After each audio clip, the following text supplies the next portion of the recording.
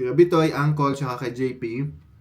Happy birthday sa Hi guys! For today, magluluto ako ng pansit kasi alam nyo, sa family namin, maraming nagse-celebrate ng birthday kapag August. Si Kuya Bito, yung panganay kong kapatid, birthday niya ng August 12. Si JP, yung isa kong pamangkin, birthday niya ng August 15. Tapos si Uncle, si Ijuboy, birthday niya ng August 20. Tapos ako, di ba, August 6 ako.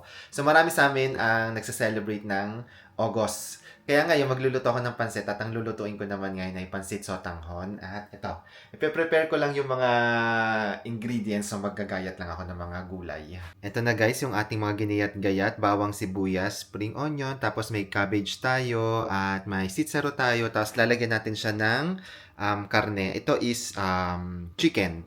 Tapos guys, may nagsuggest sa akin na yung carrots kasi na to, finireaser ko, ginayat-gayat ko siya, tapos finireaser ko. Okay pala talaga, no? Kasi lagi ako nasisiraan ng carrots, pero ayan, nilagay ko siya sa freezer and okay naman siya. Ito yung gagamitin natin ngayon. Game, start na tayo magluto. Gisa lang natin bawang sibuyas, pati yung spring onion. Halo-halo lang hanggang sa lumabas yung kanyang aroma. Yan, pag ganyan na itsura niyan, lagyan na natin yung ating mga karne. Yan. Lutuin lang natin yung karne natin. Mabilis lang to kasi manok lang naman to. Pag okay na yung manok, nilagyan ko pala to ng kaldo or pork broth. Ayan, hindi ko lang na-videohan, pero meron kasi akong pork broth dito. Tapos dagdagan pa natin ng mga pampalasa, paminta. Ayan. Tapos lagyan ko din siya ng kalahati lang na chicken cubes kasi dagdag flavor lang. Tapos pakuluan lang natin yan. Tapos lagyan naman natin ng toyo. Ito, tansya-tansya lang din, feelings lang. Okay na siguro yan muna.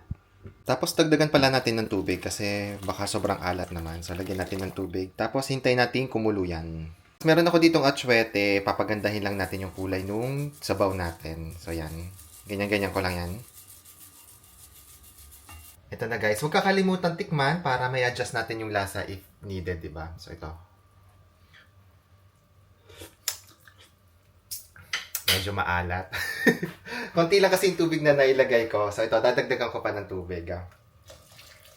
Okay na yung timpla niyan sa akin. So lagay na natin itong mga sotanghon. Ayan. So lagay na rin natin yung mga gulay natin. Itong carrots. At saka itong sitsaro. Ayan. Ayan. Haluin lang natin. Hayaan natin maluto yung ating sotanghon at saka yung ating mga gulay. And then yung last na ilalagay natin ay itong mga cabbage.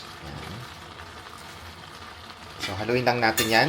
Lutuin lang natin yung cabbage tapos okay na to. So guys, luto na ang ating sotanghon at mukha siyang masarap. Sana masarap. Tingnan natin. So, kain na po tayo. Tikman na natin yung niluto ko na pansit sotanghon. Yan.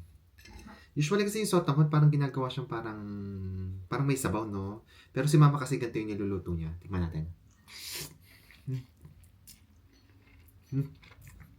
Sarap. Pero masarap siya.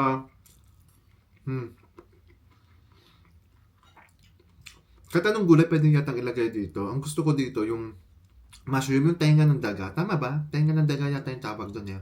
Pero ayan, ito yung pansit na niluto ko para sa mga kapatid ko. So, Kuya Bitoy, Uncle, tsaka kay JP, happy birthday sa inyo. Sana masaya kayo sa araw ng birthday ninyo. And yung gift ko sa kana kapag umuwi na ulit ako ng Pinas.